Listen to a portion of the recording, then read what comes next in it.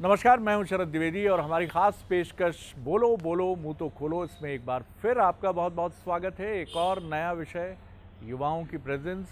और अब जबकि हिंदी दिवस मनाने के लिए हम ज़्यादा दूर नहीं हैं और 14 सितंबर को हम हिंदी दिवस मनाने जा रहे हैं। और हिंदी दिवस यानी, माफ़ कीजिएगा, जैसे बहुत सारे दिवस, और उन दिवसों से हमारी सेहत पे कितना फ़र्क पड़ता है मैं नहीं जानता। ये आप अपने मन से पूछिए, अपनी अंतरात्मा से पूछिए कि हिंदी दिवस पर हिंदी को लेकर आपके मन में कितना प्रेम उमड़ता है। और हिंदी दिवस पर ही क्यों उमड़ना चाहिए? प्रेम है तो प्रेम तो क्या आप अपनी माता से साल के कुछ विशिष्ट दिनों में प्रेम करते हैं? ऐसा तो होता नहीं है। प्यार है तो प्यार तो फिर सार्वभौमिक है, इटर्नल है, वो चलता रहता है। लेकिन ठीक है, ये जो दिन बनाए जाते हैं या तय किए जाते हैं, उनकी वजह ये होती है कि उस दिन हम रिव्यू करें कि कितने हम आगे बढ़ें। आज़ादी के 74 साल और हिंदी राजभाषा। दुनिया में करीब 80 करोड़ लोग हिंदी बोलते हैं। 25 देशों तक हिंदी का प्रभाव है। देश की जो हिंदी भाषी आबादी है उसका प्रतिशत करीब करीब 41% या उससे भी थोड़ा सा अधिक है। इसके बाद भी हिंदी राजभाषा। अंग्रेज़ी सबसे बड़ी भाषा, माफ़ कीजिएगा, अंग्रेज़ी को लेकर मेरा कोई प्रेजुडिस नहीं है, पूर्वग्रह नहीं है, लेकिन अंग्रेज़ी एक कम्युनिकेशन की भाषा हो सकती है। लेकिन भारत जैसे देश में, जिसकी आबादी अब 1 करोड़ 35 लाख या 40 लाख भी हो सकती है, 1 अरब, उस देश में आप अंग्रेज़ी को तो एक्सेप्ट कर लेते हैं, नो नो यस यस करते हुए कहीं भी देश के किसी भी कोने में आपको एक ढाबे वाले से लेकर कोई पढ़ा लिखा आदमी भी आपको अंग्रेज़ी के शब्द बोलते नज़र आ जाएगा। लेकिन हिंदी की बात है तो कठिनाई हो जाती है। स्थितियाँ बहुत बदली नहीं हैं अभी, कब बदलेंगी मुझे भी नहीं मालूम। लेकिन आज जो युवा हमारे साथ हैं, मैं उनसे बात करूंगा, लेकिन किसी निराशावादी टोन के साथ नहीं। तो चलिए चलते हैं हम अपने युवा साथियों की तरफ, और सबसे पहले यहाँ से शुरू करते हैं। मैं हर्षा हासवानी, मैं नेहरू युवा केंद्र में हूँ अभी फ़िलहाल। हम वहाँ पर एज अ सोशल एक्टिविस्ट भी काम करते हैं, एज अ वॉलंटियर भी काम आपने करते अपनी हैं। पढ़ाई पूरी कर ली है? हाँ, मेरी अभी पढ़ाई चल रही है। मैंने ग्रेजुएशन किया है पॉलिटिकल साइंस ऑनर्स में, और मैंने MSW किया है मेरे मास्टर्स में, और अभी मैं लॉ की पढ़ाई कर रही हूँ। मीडियम आपका अंग्रेज़ी रहा? जी। नमस्कार, मेरा नाम अनुरिता शुक्ला है और मैंने अभी पोस्ट ग्रेजुएशन अभी स्टार्ट की है मास कम्युनिकेशन में। सबको मेरा बहुत बहुत नमस्कार। मेरा नाम रासमणि रघुवंशी है। मैं 4th ईयर की छात्रा हूँ विधि की, लॉ की। नमस्कार सर, मेरा नाम शुभम चौहान है और मेरी पढ़ाई हिंदी साहित्य में है और मैं अभी वर्तमान में हिंदी साहित्य का शोधार्थी हूँ। बहुत सुखद लगा, अत्यंत कर्णप्रिय प्रतीत हुआ। चलिए आपकी तरफ आते हैं। सभी को नमस्कार, मैं शिवम मिश्रा, मेरी अभी UG कंप्लीट हुई है। मैं वर्तमान में जो प्रायोग परीक्षाओं की तैयारी कर हिंदी में पढ़े माध्यम जी, में? हिंदी में। अरे बहुत अच्छा शिवम जी, धन्यवाद। मैं कोई बायस नहीं हूँ अंग्रेज़ी हिंदी के प्रति, लेकिन जी हाँ। नमस्कार, मेरा नाम प्रीता उपाध्याय है और मैं लॉ स्टूडेंट हूँ। चलिए, आप ही के हाथ में माइक्रोफोन है तो मैं आपसे ही शुरू करता हूँ। हिंदी की आज जो स्थिति है, आप उसमें क्या परेशानी देखती हैं? करीब करीब शायद 2 साल पहले जब हमारे केंद्रीय गृह मंत्री अमित शाह ने कहा कि एक राष्ट्र और एक भाषा की अवधारणा पर हमें बात करनी चाहिए, गंभीरता से सोचना चाहिए, तो करीब करीब जो मुख्य अपोजिशन पार्टी है कांग्रेस, उसका स्वर भी तीखा था। और जो 8 रीजनल पार्टीज़ हैं, ख़ासतौर से साउथ से आने वाली, पश्चिम बंगाल में भी, इन्होंने भी उसका कोई बहुत उस पर सहमति की बात तो छोड़िए, कड़वे स्वर थे उनके। सर, सबसे पहले तो ये समझना होगा कि ये हिंदी का, जैसा कि आपने बोला कि एक देश एक भाषा बनाने की ज़रूरत क्यों पड़ी। जैसे कि घर पे हम देखते हैं, हमारी माँ होती है, आपने जैसा कि बताया, तो जब माँ होती है तो हमें माँ के महत्व को बताने की ज़रूरत होती है क्या? तो उसी तरह जब हम हिंदी देश में रहते हैं, उसके बाद भी हमें हमारी राष्ट्रभाषा, जो हमारी मातृभाषा है, उसको बढ़ाने के लिए हमें हिंदी दिवस क्यों बनाना पड़ रहा है? मतलब उसके महत्व को अलग से क्यों बताया जा रहा है? जब हम ऑलरेडी हिंदी बोलते हैं तो उसके महत्व को अलग से क्यों बताने की हमें ज़रूरत पड़ रही है? तो इसमें कहीं ना कहीं कमी हमारी है। क्या हमने उसे स्वीकार किया है, या अभी भी हम किसी की वैलिडेशन देखते हैं उसमें? सवाल तो आपने बड़ा खड़ा किया है, लेकिन सवाल ये भी है कि क्या हमारे जो कर्णधार हैं उनको हिंदी की चिंता है? मैं अक्सर देखता हूँ कि हिंदी पर जो कंप्यूटर पर जब भी मैं जाता हूँ तो हिंदी के जो टूल्स मुझे नज़र आते हैं उसमें जितना काम होना चाहिए, अंग्रेज़ी की मैं बात करूँ या कुछ रीजनल लैंग्वेजेस की मैं बात करूँ, मुझे नज़र नहीं आता हिंदी को लेकर। चलिए मैं आपकी तरफ आता हूँ। शिवम, आप इस समस्या को, क्योंकि पहले हिंदी वाली बेल्ट की तरफ हम चलते हैं, फिर ये अंग्रेज़ी वाली बेल्ट की तरफ आते हैं और बड़ा इक्वल डिस्ट्रीब्यूशन है, ये बड़ी सुखद बात है कि 50-50% हिंदी और अंग्रेज़ी है हमारे बीच में। जी देखिए सर, जहाँ तक हिंदी की बात है तो हमारी जो भाषा है बहुत ही सुखद भाषा है और मैं कहूँ कि माँ कहें कि सबको समाहित करने की एक क्षमता है। अगर हम कहें कि हिंदी जो है सबको समाहित करने वाली एक भाषा है, और ये आज से नहीं पूर्व से भी अगर देखें हम तो जो हमारी आज़ादी के समय जो एक अभियान चला उसमें अपनी भाषा का रोल रहा लोग, और जो हिंदी को राष्ट्रभाषा बनाने का जो आपने कहा ये चीज़ें जो पहले चली, तो ये जो जिन राज्यों में हिंदी नहीं थी वहाँ भी ये अभियान चला। तो हिंदी के जो प्रेमी अकेले हिंदी भाषी राज्यों में भी नहीं है, ऐसा नहीं, क्योंकि इसकी जो हिंदी जो है इतनी उसकी कहाँ है सर हिंदी के प्रेमी? ब्रेट ली तो हैं, आशा भोसले के साथ एक एल्बम उनका निकल जाता है, लेकिन वो बाज़ार का प्रेशर है, मार्केट का प्रेशर है। हमारे यहाँ तो पश्चिम बंगाल में विरोध हो जाता है, दक्षिण भारत में तो विरोध हो ही जाता है। जी देखिए, विरोध तो जहाँ तक होता है हर चीज़ों का होता है, लेकिन जो हिंदी, जहाँ तक हम हिंदी की बात कर रहे हैं और हिंदी दिवस जो आप आने वाला है, तो इसको अपन हिंदी दिवस तक ना रखें, इसको हिंदी दिवस से आगे भी बढ़ाएं। अकेली हिंदी कौन बढ़ाएगा सर? हम जैसे हम ही लोग बढ़ाएंगे सर, जो हम युवा हैं जो आपके बढ़ाने से बढ़ जाएगी हिंदी? कोशिश तो करेंगे हम लोग, जहाँ तक हम लोगों से बनेगा हिंदी के लिए। आज क्यों आज ज़रूरत पड़ रही है हिंदी को बताने की? ये सब चीज़ें हम बचपन से सुनते आ रहे हैं। आप गांव, चाहे आप पूरे उत्तर भारत में घूम लें, उत्तर भारत से मेरा मतलब है राजस्थान, मध्य प्रदेश, छत्तीसगढ़, आपको एक गांव में भी मिलेगा फला फला कॉन्वेंट स्कूल, है ना? वहाँ पर आपको ये नहीं मिलेगा कि महाराणा प्रताप हिंदी माध्यम स्कूल, आपको मिलेगा फला फला कॉन्वेंट स्कूल, जो बताता है कि हमारी मानसिकता में हिंदी के प्रति कितना सम्मान का भाव है। चलिए मैं आऊँगा आपकी तरफ। शुभम ज़रूर कुछ कहना चाहेंगे क्योंकि हिंदी के शोधार्थी भी हैं वो। जी सर, आपने जो बात कही कि चाहे 1949 में जो सपना देखा गया हो, कहा गया हो कि हिंदी को राजभाषा का दर्जा दिया जाए, और वो जो लड़ाई शुरू हुई वहाँ से राजभाषा का जो संविधान सभा ने दर्जा दिया और फिर उससे राष्ट्रभाषा की ओर की जो लड़ाई है, और जब अब एक देश और एक भाषा, एक देश एक चुनाव, एक देश एक कर, सब चीज़ों की बात चल रही है, हम एक भारत श्रेष्ठ भारत के बनाने की बात करते हैं, और जब भाषा को माँ के रूप में हम सब देखते हैं तो घर में कई लोग होते हैं, लेकिन किसी के हाथ में एक चाबी सौंपनी होती है और वो हमारी घर की मुखिया कहलाती है, मुखिया होती है। तो ऐसे ही हिंदी में वो ताकत है जो सबको साथ लेकर चल सकती है। लेकिन आप बड़ा आश्चर्य का विषय है कि जिस भाषा के दम पर, जिस सदन में जाकर बैठते हैं, पूरा देश जिस भाषा के दम पर चुनाव लड़ता है, लेकिन जब उस भाषा को राष्ट्रभाषा बनाने की बात होती है तो किन्हीं कारणों से उस पर भी अगर कई कमेटियां बनती है, कई समितियां बनती है, समितियों के आधार पर भी अगर हम देखें तो भारत जैसे देश में हिंदी एक बहुत बड़ी भाषा है और हम चाहें तो उसको राष्ट्रभाषा का दर्जा दे सकते हैं। पर वो जो हमारी राजनीतिक ताकतें हैं, हमारी जैसी पीढ़ी है, वो ही हम देखते हैं कि जैसा आपने कहा कि गांव में कॉन्वेंट आने लगे, इंटरनेशनल स्कूल आने लगे, पर उनको कोई लेना देना नहीं। लेकिन स्टैंडर्ड जो हमने तय कर लिया है कि इस भाषा में स्टैंडर्ड है, एक उसको स्तरीय दर्जा देने की कोशिश हुई, तब से ये विरोध की स्थिति और विद्रोह की स्थिति और हमारा जो दोहरा रवैया है वो भाषा के प्रति बहुत समय से चला आ रहा है। आज़ादी की लड़ाई में जब संपर्क भाषा की बात हुई तो एक ही संपर्क भाषा थी हिंदी।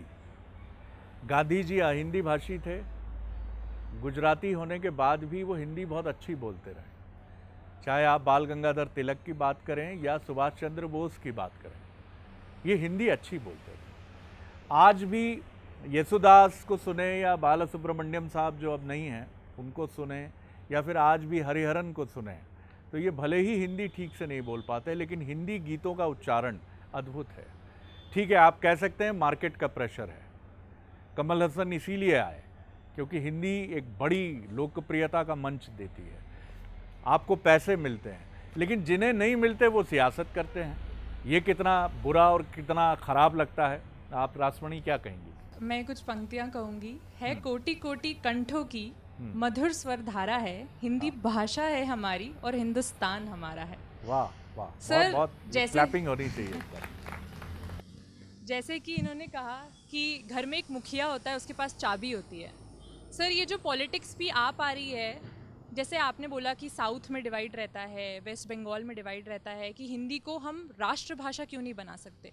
क्योंकि सर, हम जब आपस में घर में लड़ते हैं तो सबको लगता है कि अगर हम हिंदी को राष्ट्रभाषा बना देंगे तो वो श्रेष्ठ भाषा हो जाएगी, जो लोग उसे बोलते हैं वो हमसे श्रेष्ठ हैं। इस हमारे बीच की लड़ाई में इंग्लिश बीच में आ गई, तो सब खुश हैं ये सोच के कि इंग्लिश हमारी कॉमन लैंग्वेज है, हम तो इंग्लिश बोलते हैं, वही मेजर है, वही हमारी कॉमन लैंग्वेज है। हिंदी अगर हम श्रेष्ठ कर देंगे तो जैसे कि माना जाता है कि नॉर्थ में हिंदी बोली जाती है, सेंट्रल इंडिया में बोली जाती है, वो लोग हमसे ऊपर हैं, उनकी भाषा हमारे ऊपर आ रही है। लोग अपनी मातृभाषा को थ्रेटेंड फील करते हैं कि अगर हम हिंदी को एक्सेप्ट कर लेंगे कि वो हमारी राष्ट्रभाषा है तो शायद हम खिलवाड़ कर रहे हैं अपनी मातृभाषा के साथ। मैं एक साउथ इंडियन हूँ, मेरी जो कन्नड़ा बोलती हूँ मैं, या तेलुगु बोलती हूँ मैं, या जो भी भाषा बोलती हूँ, माफ़ करिएगा अगर मैं गलत उच्चारण कर रही हूँ, तो मैंने इनकी जो खासियत है उसे मैंने कम कर दिया है, क्योंकि मैंने हिंदी को राष्ट्रभाषा मान लिया है। जैसे कि माँ का कोई दिन नहीं होता, मेरी मातृभाषा हिंदी है, पर मुझे बहुत ही अफसोस के साथ ये कहना पड़ता है कि अभी भी जैसे मैं बात कर रही हूँ तो कई ऐसे शब्द हैं जो मुझे पता नहीं हिंदी में उनको क्या बोला जाता है। मैं मेरे माता पिता से कॉन्वर्सेशन तो अच्छे से कर देती हूँ, बातचीत अच्छे से कर लेती हूँ हिंदी में, क्योंकि वहीं मुझे फील होता है कि मैं घर पे हूँ, क्योंकि मैं हिंदी में बात कर पा रही हूँ। तो वो प्रेम है, मेरी जनरेशन में भी वो प्रेम लगाव है अपनी भाषा के लिए, लेकिन गर्व नहीं है कि हम हिंदी बोलते हैं। ये सबसे बड़ा सवाल है कि हिंदी को अंग्रेज़ी की तरह बोलना युवाओं का एक शगल है। मुझे इसकी ज़रूरत नहीं थी, मैं कोशिश कर रही थी, मुझे जाना है, बहुत ज़रूरी है, it is very essential, you know what does it mean, क्या मतलब है इसका भैया, है? और हिंदी को मान लिया जाता है कि हिंदी का मजाक बनाया जाता है। फिर वैसे गाने सामने आते हैं, प्रिय प्राणेश्वरी हृदयेश्वरी, आप यदि आदेश करें तो प्रेम का हम श्री गणेश करें। ये क्या है सर?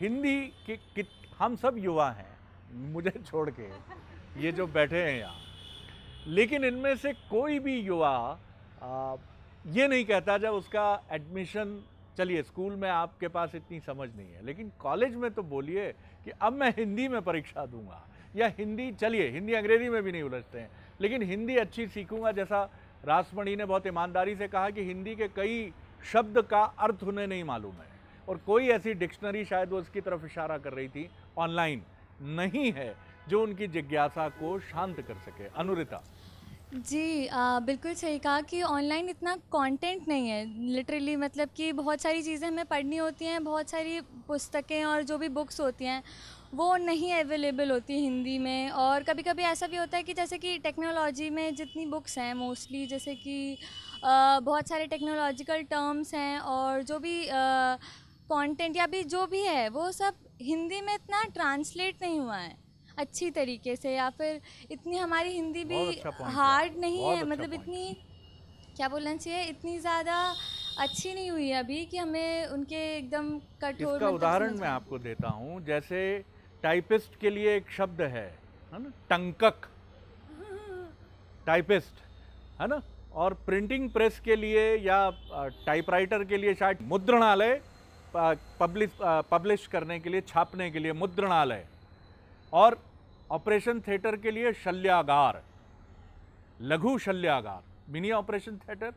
ये भाषा लघु शल्यागार, वरिष्ठ शल्याकार, कनिष्ठ दैत्याकार शल्याकार, ये मजाक के लिए नहीं है ये शब्द। लेकिन हमने क्यों ऐसे लोग नहीं बिठाए कि जब एक प्रसून जोशी गीत लिखते हैं तारे ज़मीन पर, तो वो हिंदी कितनी समझ आती है। मैं अंधेरे से डरता हूँ माँ, और जब आप एक हिंदी खोलते हैं तो ये टंकणालय मुद्रणालय में काम ही नहीं है ना सर, रिसर्च ही नहीं है ना सर। हिंदी भाषा का कोई मंत्रालय है क्या राज्यों में?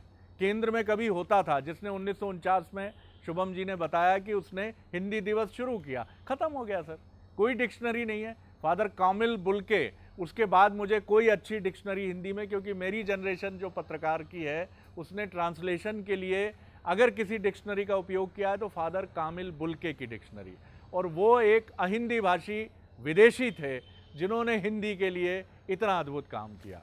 ना आपकी तरफ आप। देखिए, मैं ये मानती हूँ, जैसे हमारा भारत है वो ग्रामीण ज़्यादा बसता है, ग्रामीण क्षेत्रों में ज़्यादा बसता है। और मेरा मानना है कि जो हमारी हिंदी भाषा है वो एक ऐसी भाषा है जो कि हमें भावनाओं से जोड़ कर रखती है। अगर हम रीजनल लैंग्वेजेस की बात करें, हमें उनको पीछे नहीं छोड़ना है। रीजन्स की लैंग्वेज की भी अलग एक महत्वता है। हम उनके लिए ये नहीं बोलेंगे कि वो कम बोली जाए या ये ज़्यादा बोली जाए। चूँकि वो एक रीजन की है तो उसकी भी आपको जानकारी होनी चाहिए। लेकिन अगर हम हिंदी भाषा की हम बात करते हैं तो सबसे ज़्यादा जो हम भावनाएं प्रकट कर पाते हैं या व्यक्त कर पाते हैं, तो वो मुझे लगता है कि हम हिंदी भाषा से बहुत अच्छी तरह कर पाते हैं। आपने बोला कॉन्वेंट स्कूल्स की बात करी या फिर मिशनरी स्कूल्स की बात करी, तो ये हमारा स्टैंडर्ड मेंटेन करने की जो हिस्टोरिकल टाइम पे बात की जाती थी कि तुम्हारे बच्चे इंग्लिश स्कूल में पढ़ेंगे, बड़े स्कूल में पढ़ेंगे तो उनका एक भविष्य होगा। लेकिन आप आज देखिए प्रेजेंट में जो एक सरकारी स्कूल का बच्चा है, जो हिंदी माध्यम स्कूल का बच्चा है, वो भी एडमिनिस्ट्रेशन में बैठा है, वो भी उस बच्चे के साथ वहीं बीट कर रहा है उसको। तो आज हम युवा इसके लिए क्या कर सकते हैं? जो हमारे साथ हुआ, हमने कॉन्वेंट स्कूल में पढ़ाई तो कर ली, लेकिन हम आगे ये कर सकते हैं, जैसे आज हमारे अंदर उमड़ रहा है हिंदी के लिए प्रेम, तो ये आज का नहीं है, हमने भी कुछ ऐसा देखा होगा। डायलॉग बोल रही हैं या नहीं, रियलिटी में ऐसा? एक्चुअली मैं एक जॉइंट फैमिली, संयुक्त परिवार में रहती हूँ, और हमारे घर के बच्चे भी कुछ कोएड स्कूल में है, कुछ कॉन्वेंट स्कूल में है। लेकिन हमारा प्रयास ये रहता है कि वो बच्चे अपनी मातृभाषा से जुड़े रहें, वो अपनी संस्कृति से जुड़े रहें। अगर वो हिंदी भाषा से जुड़े रहेंगे तो बिल्कुल अपनी संस्कृति से जुड़े रहेंगे, और एक उसके प्रेम की बात ही अलग होती है। आप में से कितने लोग हैं, मैं अंग्रेजी माध्यम के प्रथम पंक्ति की तीनों नारी शक्ति को प्रणाम करते हुए ये प्रश्न करूंगा, जिन्होंने हिंदी साहित्य की कुछ अच्छी पुस्तकें पढ़ी हैं? प्रेमचंद, आचार्य चतुर्सेन, फणेश्वरनाथ रेणु? नहीं, गोदान पढ़ी है, मतलब कोर्स में पढ़ी है आपने? नहीं, मैं पढ़ती हूँ थोड़ा बहुत, और मैंने मानव कौल की किताबें पढ़ी हैं 2-3, बट वो तो खैर काफ़ी सरल आप लोगों ने भाषा में अपने लिखते हैं। जीवन में, तीनों ने, आप तीनों से ही मेरा सवाल है कि अंग्रेजी के फिक्शन या नॉवेल या हिस्टोरिकल, ये सब कितने पढ़े हैं आपने? मतलब हिंदी से कई गुना अधिक। ये आपके पेरेंट्स के लिए बड़ा सवाल है, माफ़ी से, कि आप, अंग्रेज़ी से हमारा कोई बैर नहीं है, लेकिन आप इन बच्चों को, इन बहुत बहुत प्रतिभाशाली, जिनका कोई दोष नहीं है हिंदी अंग्रेज़ी की इस डिबेट में, आप इनको प्रेमचंद के गोदान से में भी ले जाइए, रमज़ान में भी ले जाइए, फणेश्वरनाथ रेणु का मैला आंचल भी दीजिए, क्योंकि यही इनको संस्कृति से जोड़ेगा। शुभम, मैं आपकी तरफ आता हूँ। आखिर हम क्या करें? हिंदी में बातें बड़ी हैं, विश्व हिंदी सम्मेलन 2016 में भोपाल में भी हुआ, लेकिन हमने देखा तो वो एक रस्म है। सिर्फ आते हैं लोग, टीए बनता है, कभी मॉरिशस हो जाता है, कभी अमेरिका हो जाता है, लेकिन वो साहित्यकारों के या तथाकथित, माफ़ कीजिएगा, फिर हिंदी प्रेमियों के पर्यटन का एक मंच भर है।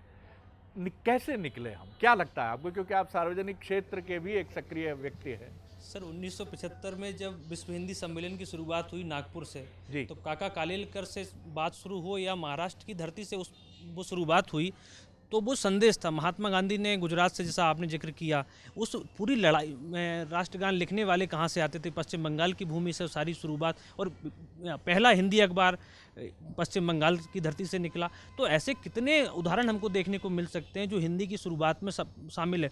और हमारी जो पीढ़ी है वो, क्योंकि हमने ऐसा ढांचा बना दिया है कि अंग्रेजी ही सार्वभौम सत्य है, और जो अंग्रेजी की सार्वभौम सत्ता में ये हुआ है कि केवल और केवल हिंदी को नुकसान नहीं है।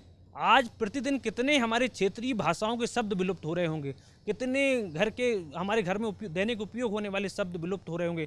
कहाँ खटिया, कहाँ लोटा, कहाँ चरू, कहाँ बर्तन, ये सब एक पीढ़ी ने इतना अतिक्रमण किया है कि आने वाली कई सदियां भूल जाएंगी कि चूल्हे चौका क्या होते थे, गोबर कंडे क्या होते थे, खिड़की दरवाजे क्या होते थे, दरसों क्या होती थी। तो वो केवल और केवल अंग्रेजी तो अपना काम कर रही है और कई गुनी रफ्तार से काम कर रही है। मेरा सौभाग्य रहा कि मुझे देश के सभी राज्यों में लगभग जाने का अवसर मिला।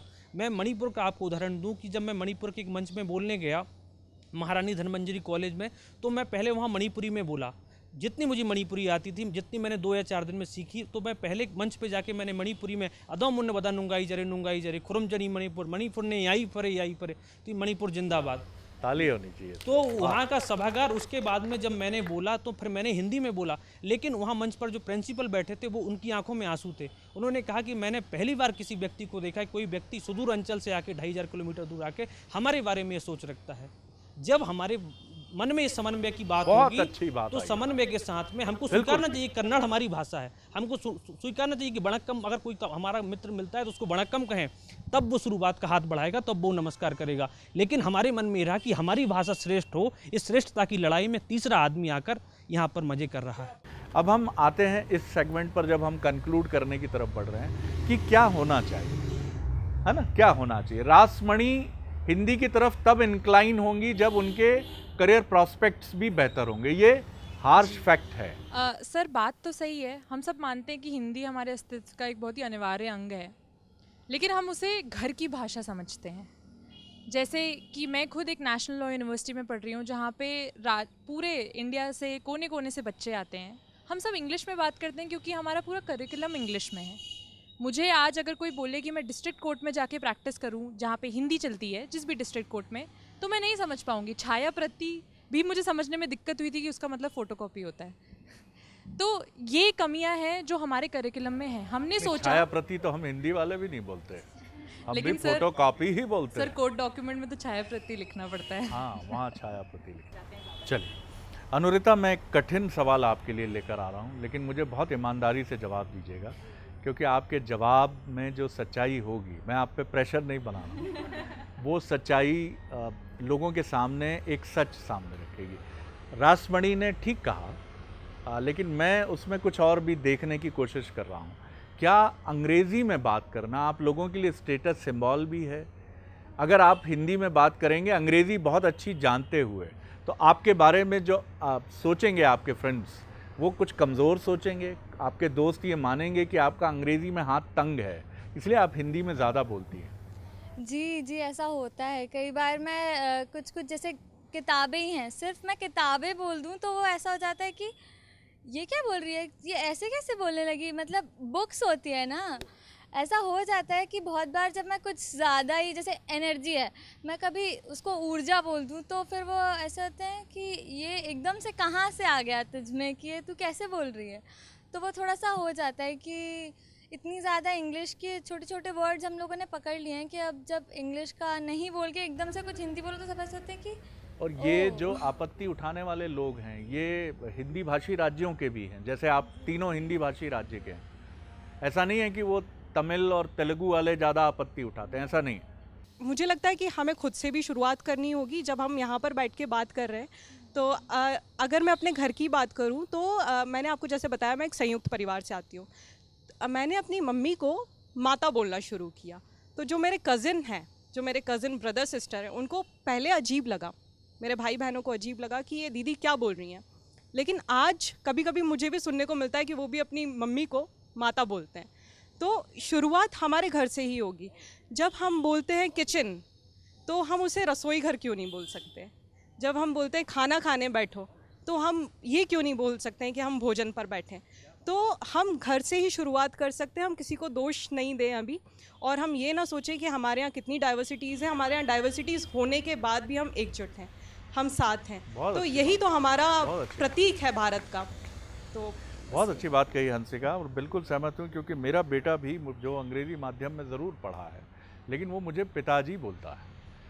और कई बार सार्वजनिक कार्यक्रमों में, क्योंकि सहज रूप से जब आप कह जाते हो तो उसके अनुकूल प्रतिक्रिया भी होती है। लोग कहते हैं पिताजी बहुत दिनों बाद सुना।